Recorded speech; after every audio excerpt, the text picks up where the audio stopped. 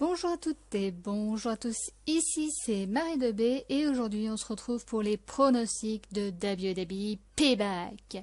Et avant de commencer ces pronostics et de parler plus en détail de cette carte et de ce que j'en pense et des différents matchs qu'on aura le droit de voir durant ce pay-per-view, je tiens à vous dire que ce n'est pas la première fois que j'enregistre cette vidéo, et non. C'est la deuxième. En effet, je vous avais réservé une petite surprise puisque Papy du coffre à cash a bien voulu... D'ailleurs, c'est lui qui m'a proposé de faire les pronostics avec lui. On avait convenu d'une date et on avait enregistré les pronostics mercredi matin en se basant sur les spoilers de SmackDown. Et on a fait les pronostics ensemble pendant une durée environ de 2 heures. On s'est bien marré. Donc je tiens tout d'abord à remercier Papy de m'avoir proposé de venir parce que il a bien voulu venir durant ses pronostics et 2, il a bien voulu aussi m'envoyer quelques petites notes sur le projet de Randy Orton que je vous ferai durant le mois de juin. Et tout s'est bien passé, on a bien rigolé pendant 2 heures, et là vous allez me dire, si tout s'est bien passé, pourquoi nous n'avons pas cette vidéo? Eh bien tout simplement parce que en production de vidéo, je me suis rendu compte que moi ça va, vous m'entendiez bien, par contre lui, vous ne l'entendez, mais alors absolument pas du tout. Je ne sais pas ce qui s'est passé, je ne sais pas pourquoi on l'entendait pas.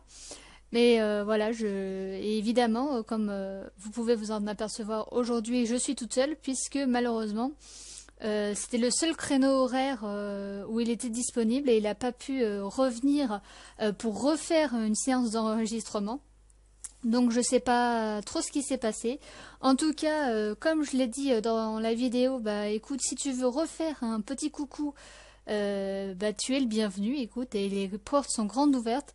En tout cas, aujourd'hui, donc, on se retrouve toute seule, seule au monde, pour faire ces pronostics. Mais en tout cas, j'espère que ça vous plaira quand même.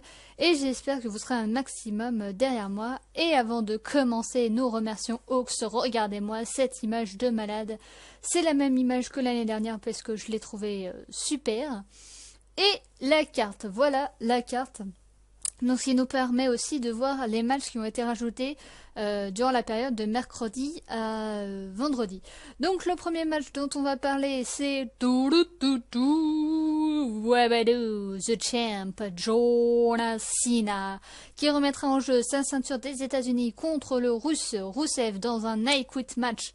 Alors là, on se demande bien qui va gagner ce match. Ouh là là. Le deuxième match, c'est King Barrett contre Adrian Neville, une bataille d'anglais. Le troisième match, c'est un match par équipe, Tyson Kidd Cesaro contre les New Day. Et attention, c'est un match au meilleur des 3 manches. On continuera avec Sheamus contre Dolph Ziggler, Ryback qui va affronter Bray Wyatt, le visage de la peur. Et on terminera avec le Fatal 4-Way pour la ceinture WWE poids lourd, Dean Ambrose, Seth Rollins, Roman Reigns, les anciens du Shield et The Viper, Wendy Orton. On fera aussi un petit tour dans le pré-show Damon Sandow et Curtis Axel contre The Ascension. Mais avant, on va parler de ce match-là où je n'ai pas fait de PowerPoint parce qu'il ne s'est pas passé grand-chose durant la rivalité et qui vient juste de tomber. Donc les Bella qui vont affronter Naomi et Tamina.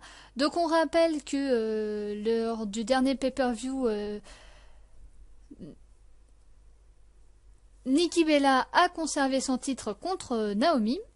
Et le lendemain à Raw, il devait y avoir un match et Naomi les a attaqués avec le retour de Tamina Tsunoka. Naomi a battu Brie Bella une fois et Tamina l'a battu aussi une fois. Voilà, les jeux sont faits, rien ne va plus. Donc voilà à peu près pourquoi on a ce match. Alors, je vous rappelle que Nikki Bella, pourquoi elle ne défend pas sa ceinture à Payback? Tout simplement parce qu'elle défend sa ceinture qu'un pay-per-view sur 2. Et oui, faut pas trop lui en demander. Hein. D'ailleurs, je pense même que Nikki Bella, c'est une stratégie pour devancer le record de Edge Lee. Edge Lee, qui vous savez, n'est plus à la WWE et qui avait un record, c'était elle qui avait ce record du plus long règne de championne. Et je pense que c'est pour ça qu'on lui fait garder sa ceinture, puisqu'elle est championne depuis novembre. Donc ça commence à faire beaucoup et que là, ben, évidemment, comme elle conserve son titre sans trop de difficultés, puisque ou elle le défend pas, ou elle le défend contre du jobbeuse, donc c'est assez facile pour elle. En tout cas, les Bella Twins qui sont redevenues face, et oui. Et Naomi, elle, qui a effectué un heel turn. Alors, est-ce qu'on parle du heel turn de Naomi et du face turn des Bella? Non, puisque c'est ni fait ni à faire. Surtout le heel turn de Naomi, c'est... Et là, le coup de gueule du jour, c'est Tamina, qui est encore une fois utilisée comme garde du corps. Souvenez-vous, c'était le garde du corps de Edge Lee. On s'en souvient après qu'il y avait une rivalité entre Edge Lee et Tamina. Puis Tamina était repartie dans le placard avec tous les autres.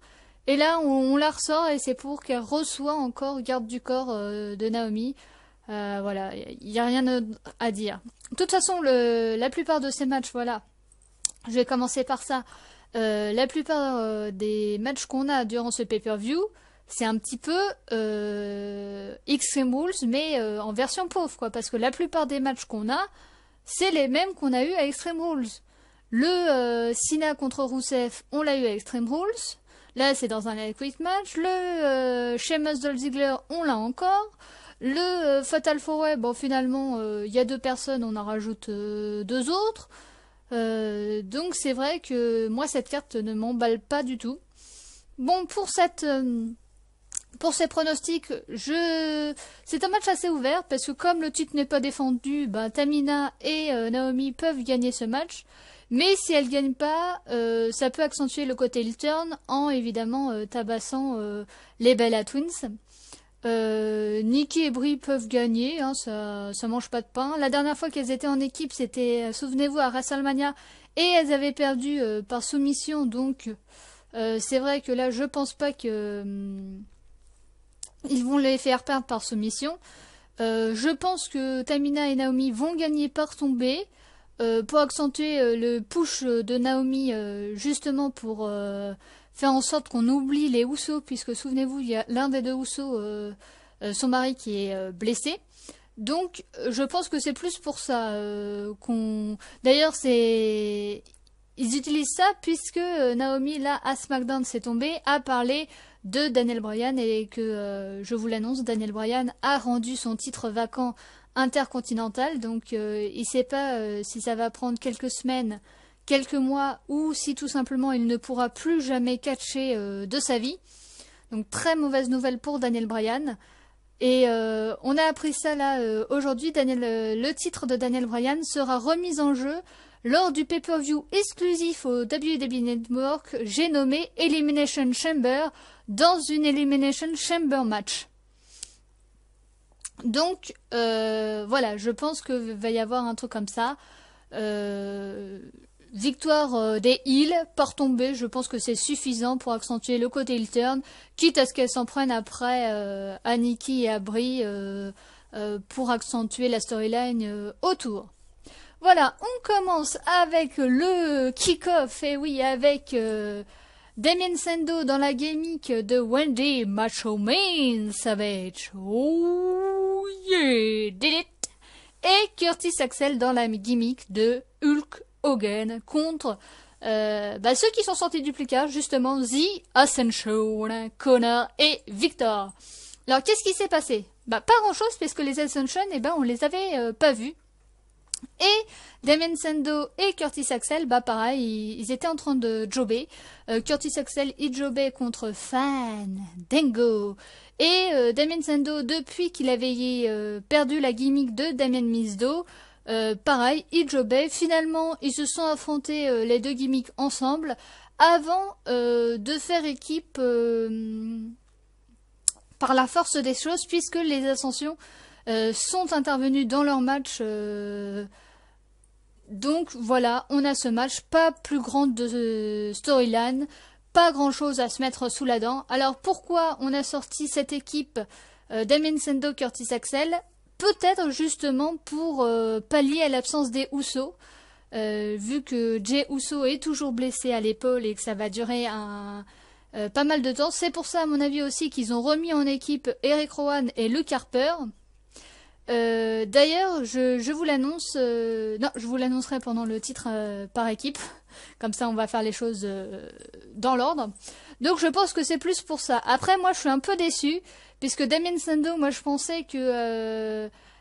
une fois qu'il était plus Damien Mizdow, ben, il aurait plus de spotlight, il aurait plus de storyline. Et là, le fait qu'on le mette avec un Curtis Axel qu'on voyait plus, qui jobait, qui servait presque plus à rien, il aurait pu être là, ben, ça aurait été un peu la même chose.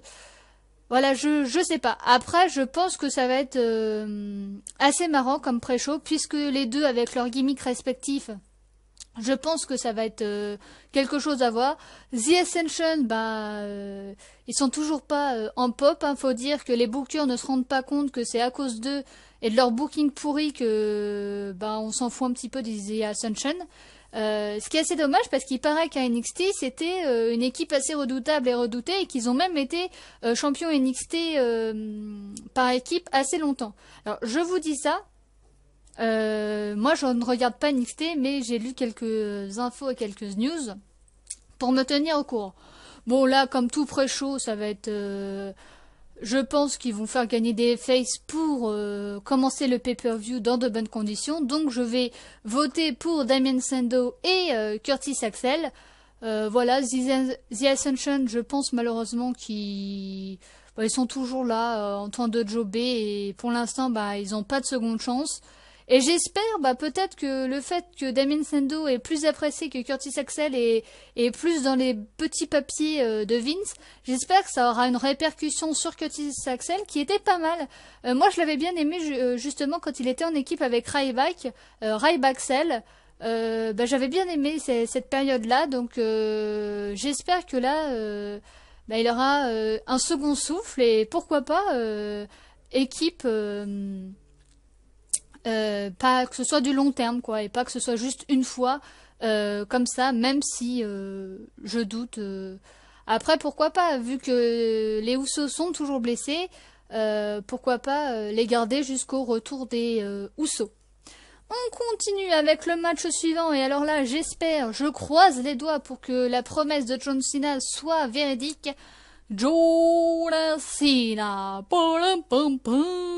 Wabadoo, the champ, défendra sa ceinture des États-Unis contre le Russe Rusev dans un I Quit match. Et oui, match à stipulation, on se demande vraiment qui va gagner ce match. Ouh là là, quel suspense. On rappelle que le slogan de John Cena c'est je n'abandonne jamais, never give up. On se demande. En tout cas, cette rivalité, qu'est-ce que c'est?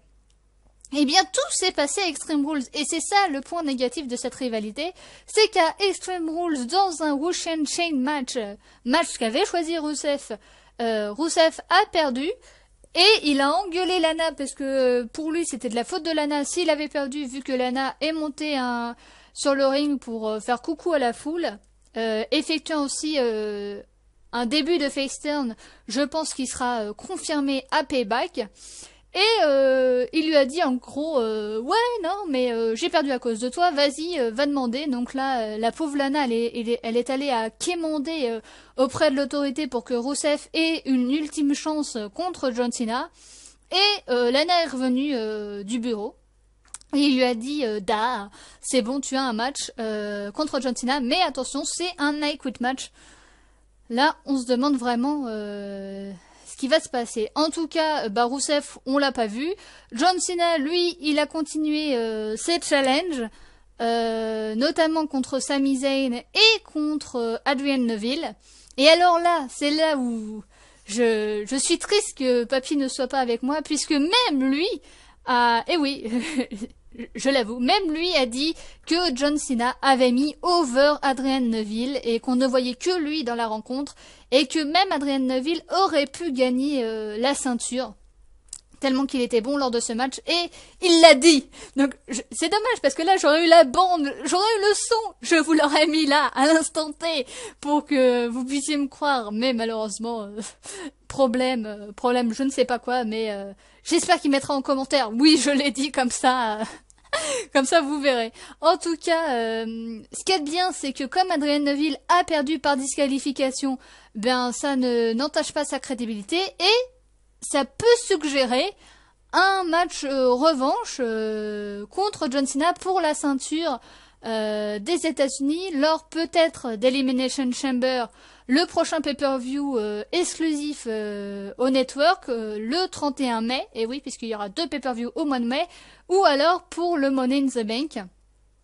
En tout cas, je l'espère, et lui, Rousseff, il s'est pavané à SmackDown quand Lana, elle s'est excusée d'avoir manqué de respect au peuple russe et à Rousseff, le champion, le vrai champion des États-Unis. Et Rousseff lui a dit que pour le faire abandonner Cena, il lui foutrait une accolade. Donc ce sera accolade contre STF, puisque ce sera un I Quit match. Mais alors là, il n'y a pas de, y a pas de suspense. Autant vous dire que John Cena va conserver son titre. Moi, je pense qu'il va conserver son titre grâce à Lana et que Lana va effectuer un face turn définitif et que c'est elle qui va coûter le match à Rousseff. D'ailleurs, Papy nous avait dit dans les pronos qu'il voulait faire de Lana une Pamela Anderson bis, puisque le vrai nom de Lana c'est Catherine CG, je sais pas trop quoi, et que Pamela Anderson dans la série s'appelait comme ça. Donc pourquoi pas, moi je dis donc merci à Papy pour m'avoir appris ça, moi j'étais pas du tout au courant de ça. Donc pourquoi pas, en tout cas le face-turn de Lana, ça se voit le nez au milieu de la figure, le nez au milieu de la figure plutôt. Et que déjà elle a dansé avec Fandango. On demande après Lana. On rappelle la chanson de Christophe Ajust et de Philippe Chéreau. La nanana, la nanana, Lana en slip. Donc voilà, moi je pense le face turn oui. En plus elle est dans les bons petits papiers de Vince. Et malheureusement Rousseff ça prend pas. Donc à moins qu'il fasse changer Rousseff, parce qu'on rappelle, je pense que ça va être relié à ça, vu que Lana et Rousseff sont ensemble dans la vraie vie.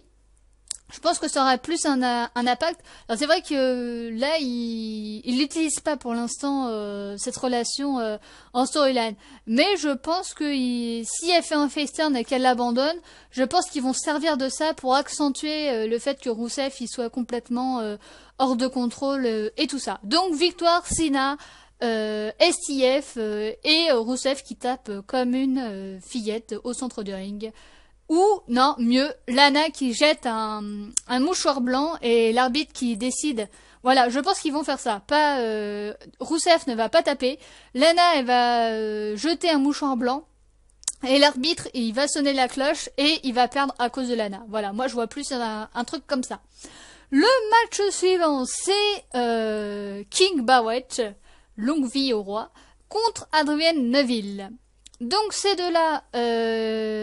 le meilleur match d'Extreme Rules, c'était celui-là, puisque Daniel Bryan était incapable de se battre, et on a appris malheureusement que peut-être il ne catcherait plus jamais, et donc il a laissé vacante sa ceinture intercontinentale.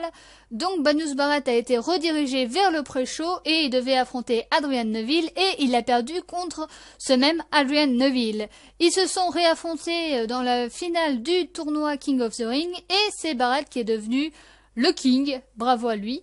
Et ensuite, en fin de compte, ça a été en rapport avec la rivalité Sheamus-Dolph Ziggler, donc je vais beaucoup reparler de ça dans la rivalité Sheamus-Dolph Ziggler, puisque quand Dolph Ziggler affrontait King Barrett, eh bien Sheamus est intervenu, ce qui a fait intervenir Bo Dallas.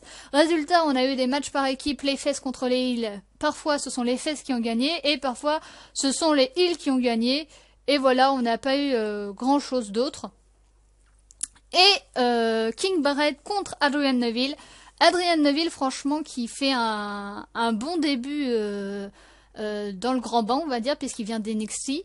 Et moi, personnellement, j'adore. Et je vote pour Adrian Neville. Alors c'est vrai que j'ai réfléchi parce que je me suis dit...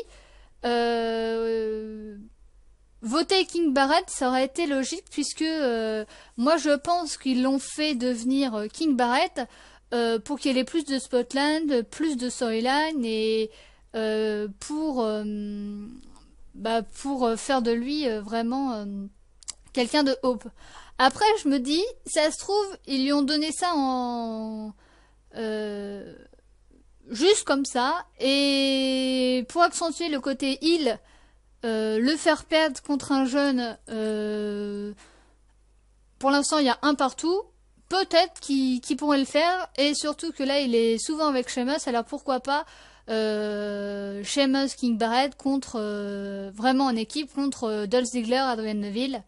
Donc en tout cas là je dis Adrian Neville par tomber pour accentuer le côté heel turn de Banus Barrett qui à la fin du match va foutre un boule à mort à Adrian Neville pour le fait qu'il ait gagné ce match. Mais c'est vrai que c'est un match assez ouvert et que King Barrett peut tout à fait gagner. Le match suivant, et attention, c'est le match par équipe, un 2 out 3 falls match, le meilleur des 3 matchs entre les anciens champions par équipe, et oui, c'est ça la grande nouvelle, Tyson Kidd et Cesaro ne sont plus champions par équipe contre les New Day Sucks. Les New Day. Donc, qu'est-ce qui s'est passé? Tout simplement, Cesaro et Tyson Kidd ont perdu leur ceinture, et alors là, c'est what? Dans un match qui était assez moyen. Heureusement, il y a eu la revanche à SmackDown où ils ont gagné par disqualification. C'est pour ça qu'ils sont là. Et à Raw, ils ont battu The Ascension, hein, une équipe de jobbers, malheureusement pour eux. Et Cesaro a gagné contre Big E. Et Tyson Kidd, lors de SmackDown, a battu Kofi Kingston. Et donc, on se retrouve pour ce match au meilleur des 3 manches entre Tyson Kidd, Cesaro et les New Day.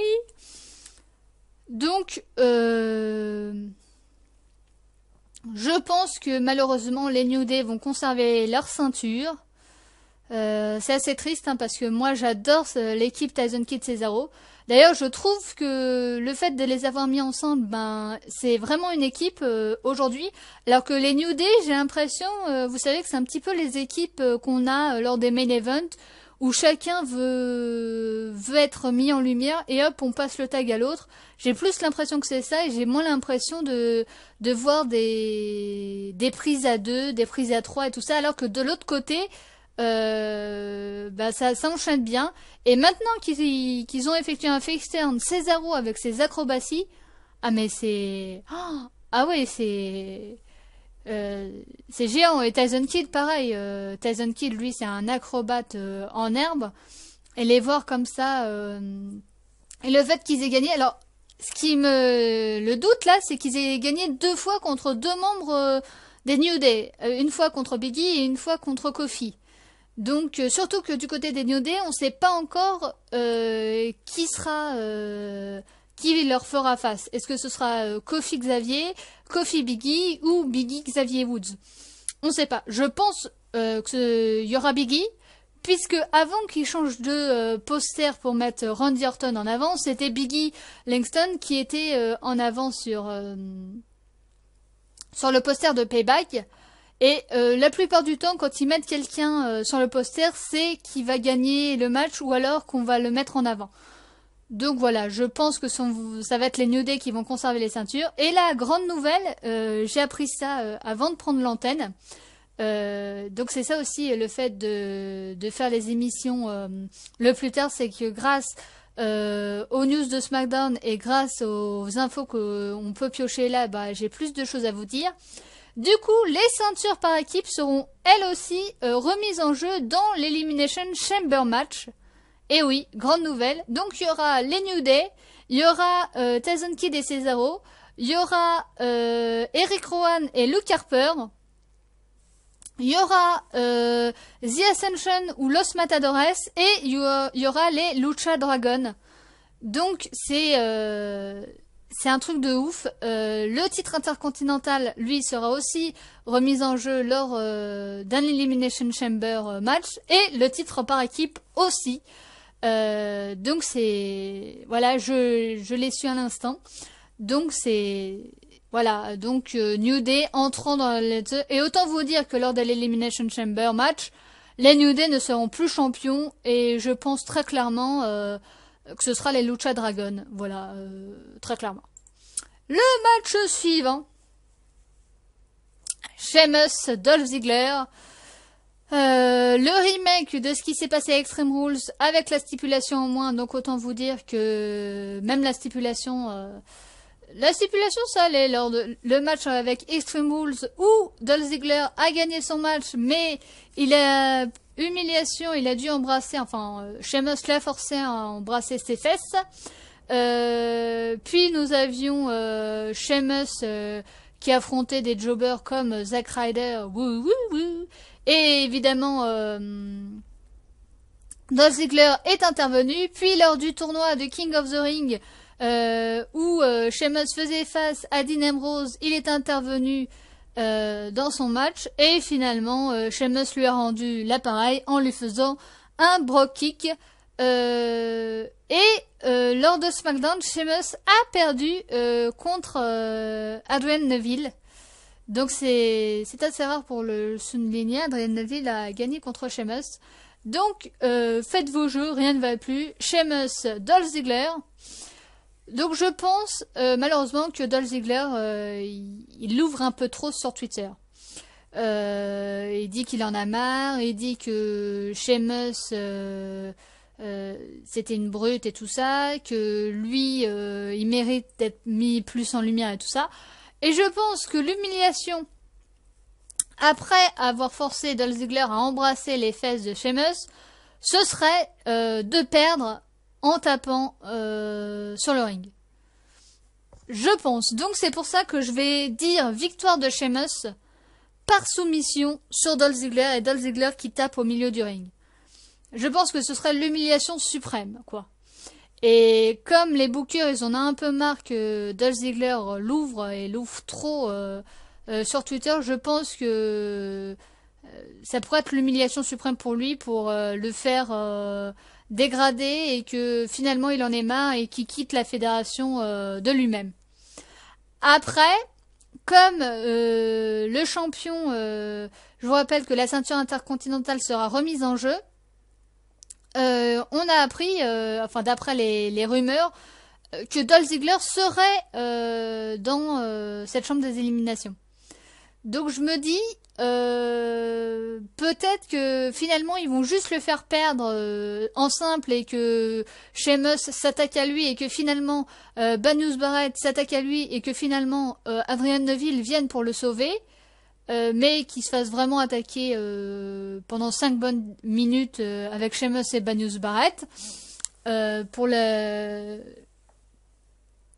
renforcer le côté heel de Sheamus et de Banius Barrett et le fait qu'ils sont en équipe. Parce que s'il est dans l'Elimination Chamber match pour le titre intercontinental, faut pas trop non plus qu'il soit qu'on dise qu'il ait aucune chance, quoi, qu'on dise ouais, ils l'ont mis là juste pour remplir une place. Donc c'est juste ça qui me fait douter, mais je vais quand même rester sur mon idée de base, hein, puisque trop réfléchir, eh bien je prends peut-être un risque, hein, mais bon, sans risque, pas de victoire grandiose. Mais si c'est le cas, s'il est dans l'Elimination Chamber match pour cette ceinture intercontinentale, d'ailleurs, il devrait y avoir Bray Wyatt et Adrian Neville dans cette chambre. Voilà, moi je dis pourquoi pas, mais faudrait pas qu'on se dise bah lui il a vraiment eu qu'une chance parce que il a tapé le mois dernier. Donc ce serait bizarre de lui donner un titre alors qu'il a tapé le mois dernier. Voilà, c'est juste ça par rapport au fait qu'il tape. Je n'aurais pas su ça, j'aurais eu aucun doute sur le fait l'humiliation de plus après avoir embrassé les fesses de Sheamus et de taper au milieu du ring. Là, s'il est dans l'Elimination Chamber match, j'ai un doute sur ça, mais bon, je vais rester sur ma première idée. On continue avec le match qui a été officialisé à SmackDown. Ryback, Feel Me More, qui va affronter Bray Wyatt. Alors là, il s'est pas passé grand chose non plus, puisque Bray Wyatt, on l'a pas beaucoup vu. Il a attaqué 2 fois Ryback. Ryback, souvenez-vous, à Extreme Rules, il a défoncé la tête de Bo Dallas, il a bolivé. Et Bray Wyatt est venu sur le ring Sister Abigail, puis Ryback a affronté Luke Harper, Bray Wyatt à la suite est intervenu, pareil, Sister Abigail. Et là, dans le match qu'il opposait à Seth Rollins, il est intervenu, lors de SmackDown, il est intervenu avant que le match commence. Donc voilà, il s'est pas passé grand chose du côté de Ryback ou du côté de Bray Wyatt. Donc les pronostics.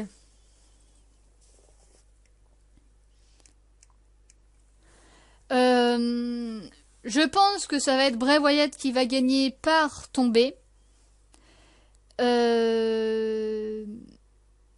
Parce que moi personnellement, je vais vous dire, lors de WrestleMania, je pensais vraiment que Bray Wyatt allait gagner contre l'Undertaker. D'ailleurs, j'étais même assez déçu de la finalité de la chose, puisque je pensais vraiment qu'il allait y avoir une passation de pouvoir et que Bray Wyatt allait devenir un petit peu l'Undertaker bis.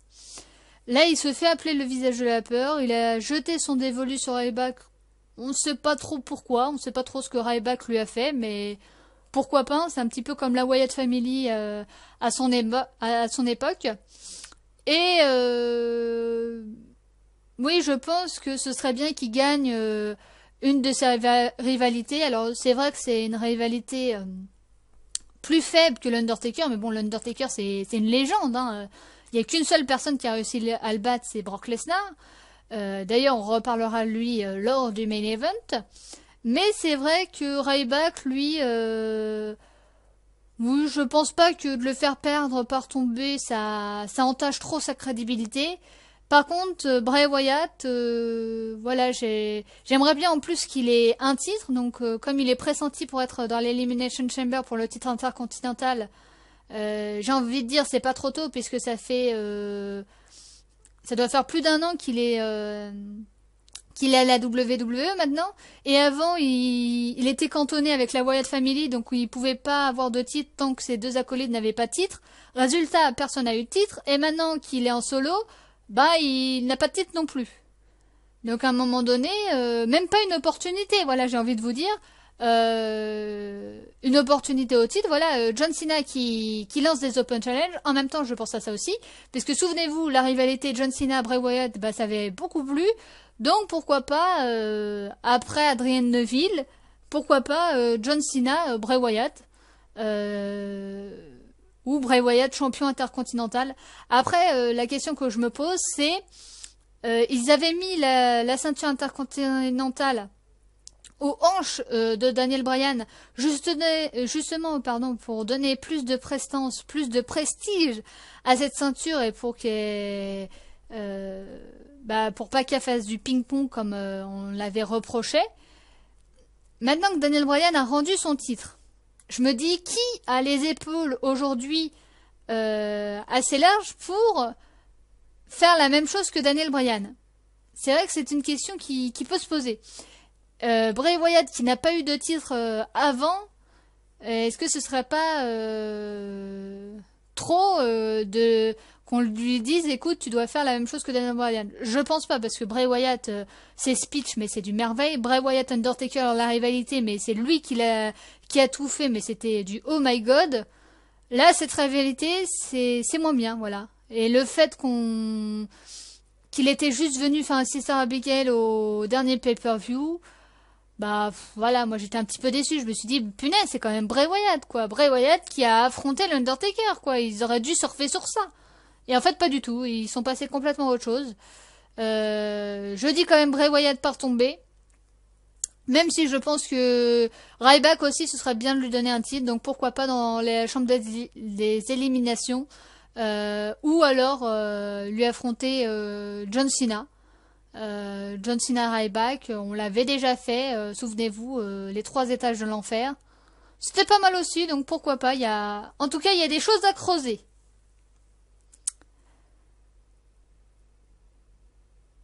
Et on finit Et oui, c'est déjà la fin. Ne soyez pas tristes. Et avec le Fatal 4-Way, pour le titre poids lourd de la WWE, avec Roman Reigns, Seth Rollins, le champion en titre, Randy Orton et Dean Ambrose. Alors là, il y a eu de la storyline. Là, il y a eu des choses à dire. Et là, je dis oui. Donc, à Extreme Rules, on avait un stick match où le RKO était banni et où Kane était gardien de la porte. Résultat, Seth Rollins a gagné grâce à un RKO. Quant à Dean Ambrose, lui, il a gagné le Street Fight Chicago match contre Luke Harper. J'ai envie de dire heureusement puisque c'était depuis Payback l'année dernière qu'il n'avait pas gagné de match en pay-per-view.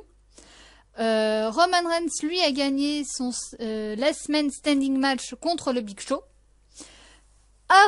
Kane, il était un petit peu excédé de l'attitude de Seth Rollins et donc il a demandé à l'univers de la WWE de voter pour savoir quel opposant il allait avoir lors de ce pay-per-view. Opposant qu'on savait déjà puisqu'avant même que Extreme Rules ait lieu, on avait une vidéo sur le YouTube de la WWE où on pouvait voir Randy Orton, Roman Reigns et Seth Rollins faire la promo de Payback. Ils se sont rendus compte de leur erreur un peu trop tard puisque la vidéo était supprimée, mais tout le monde a repris l'information. Donc on savait très bien que ça allait être un triple threat match qu'on allait avoir lors de ce pay-per-view.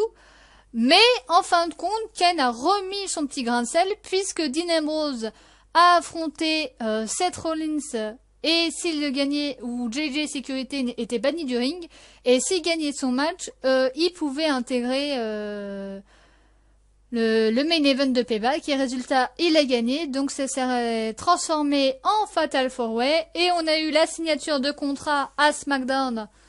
Et Waro, en tout cas, comme d'habitude, la signature de contrat, ça s'est fini en autre boudin.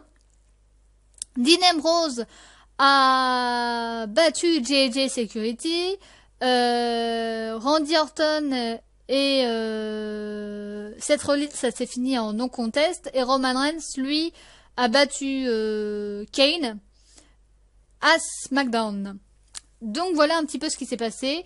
Dean Ambrose a été hop chez lui, Seth Rollins a été pop, et voilà un petit peu ce qui s'est passé. Et faites vos jeux. Donc l'information principale à savoir, je vous le dis, ça va être que Brock Lesnar va revenir apparemment au SummerSlam, donc au mois d'août. Et ça, c'est une information à prendre en compte lors de ces pronostics. Donc je pense que ce sera Seth Rollins qui va conserver son titre grâce à JJ Security et surtout grâce à Kane. Alors pourquoi Kane? Tout simplement parce que Triple H lui a dit si Seth Rollins perd son titre, Kane, tu ne seras plus directeur des opérations. Et il va perdre son boulot de directeur, je précise, pas autre chose. Après, je me dis, le faire perdre son boulot, ouais, pourquoi pas, comme ça accentuerait le fait que Kane ne fasse plus partie de l'autorité et qu'il retrouve son masque. Puisque je vous rappelle que c'est un projet qui court dans les couloirs de la WWE. Alors, on va faire personne par personne. Donc, Randy Orton, il est là pour continuer sa rivalité avec Seth Rollins. D'ailleurs, il est très probable qu'il soit encore là lors de l'Elimination Chamber. Match dans l'Elimination Chamber. Donc, je pense pas, voilà, je pense qu'il est juste là pour être là. Roman Reigns, je vous le dis très clairement, Roman Reigns, 2 pay-per-view de suite, enfin 2 matchs en pay-per-view pour lui. Alors, je pense pas tout de suite. Et j'expliquerai après pourquoi. Seth Rollins, je vous ai déjà dit, je pense que va y avoir des interventions et que c'est comme ça qu'il va garder sa ceinture. D'ailleurs, je pense même, pour accentuer le côté heel, que le public le déteste de plus en plus et que finalement, il s'habitue petit à petit à ce que Roman Reigns devienne le nouveau champion et devienne le visage de la WWE et devienne John Cena bis. Et Dean Ambrose, alors là, je suis désolée pour les fans de Dean Ambrose, j'adore Dean Ambrose. Mais qu'est-ce qu'il vient foutre ici? Parce que niveau crédibilité, il a juste gagné un match en pay-per-view, j'ai envie de dire. Là, il se retrouve au main event. Alors, l'explication, elle est toute simple, c'est que on nous a spoilé WrestleMania de l'année prochaine.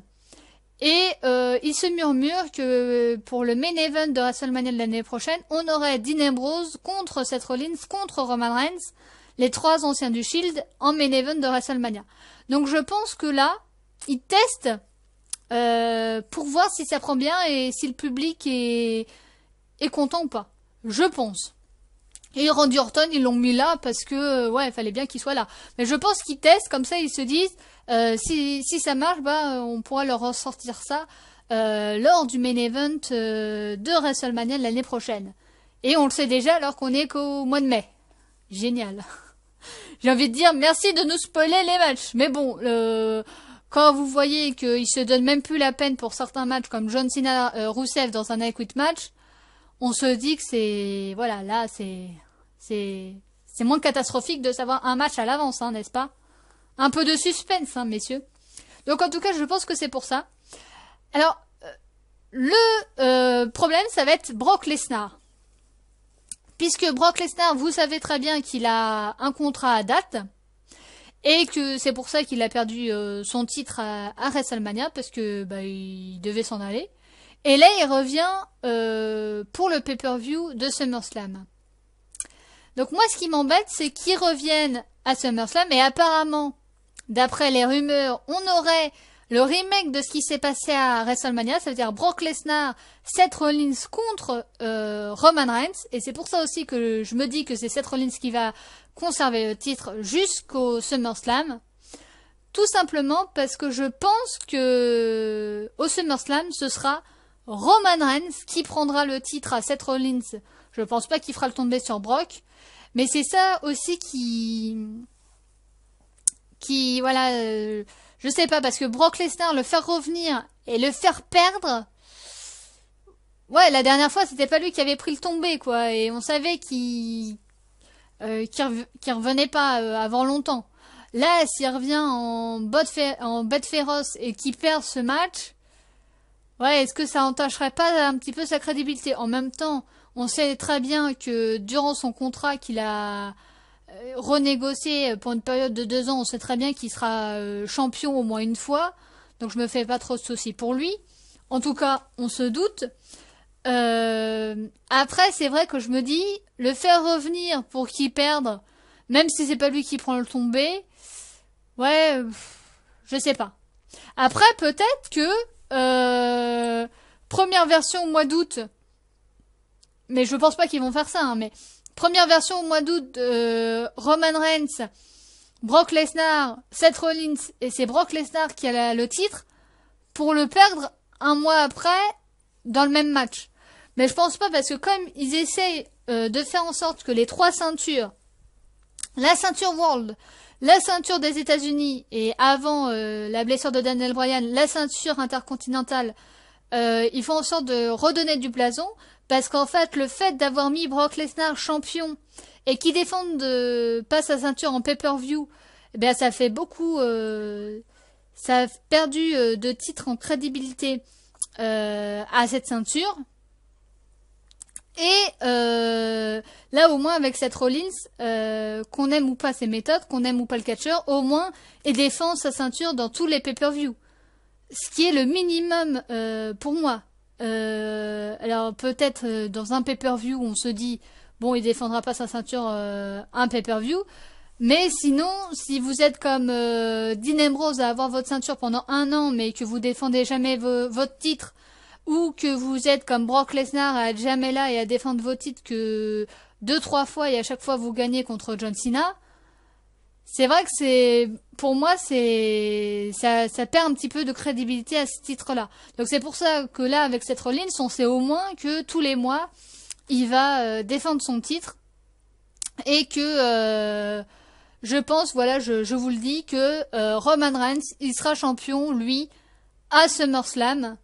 Et pourquoi pas même avant? Moi, je me dis que lors de l'Elimination Chamber match, qui sera, je vous rappelle, exclusif au network, je pense même comme il y aura l'Elimination Chamber match, où Seth Rollins devra être, je pense, dans cette chambre des éliminations.